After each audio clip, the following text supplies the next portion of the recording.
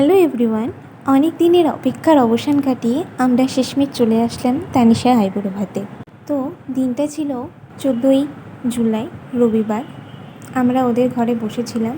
এখানে আছে আমার বর ও আমার বান্ধবীরা, আর তানিশা ওদিকে বাইরে ফটোশ্যুট করছিল। তো এরপর ওকে আইবুড়ো ভাত দেওয়া হলো। কাকিমারা সুন্দরভাবে ওর থালাটাকে সাজিয়ে দিয়েছে। তারপর ও খাবার খেতে শুরু করলো, আর এদিকে আমরাও খাওয়া দাওয়ার জন্য উপরে চলে গেলাম। ওর মেনুতে ছিল, প্রথমেই দিয়েছিল শাক, তারপরে ছিল ভাত, ডাল। ডালটা আমার বেশি ভালো লাগে, তাই দুবার করে আমি নিয়েছিলাম। তো ডালের পরে দিয়েছিল চিপস, তারপরে দিল পাবদা মাছের ঝাল, তারপরে ছিল কাতলা। তো রান্নাগুলো খুব সুন্দর ছিল। তারপরে দিল পেঁপের চাটনি, দই ও মিষ্টি।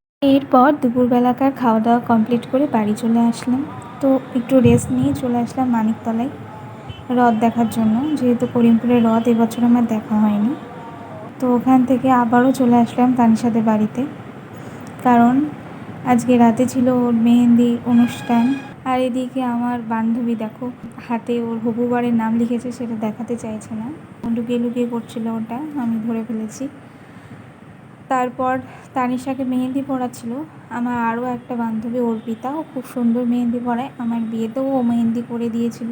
আর এদিকে নতুন ব্রাইড খুব এক্সাইটেড হয়ে থাকে নাচার জন্য, তাই নিজেই নিজের মাইক্রোফোনে বলতে লাগে।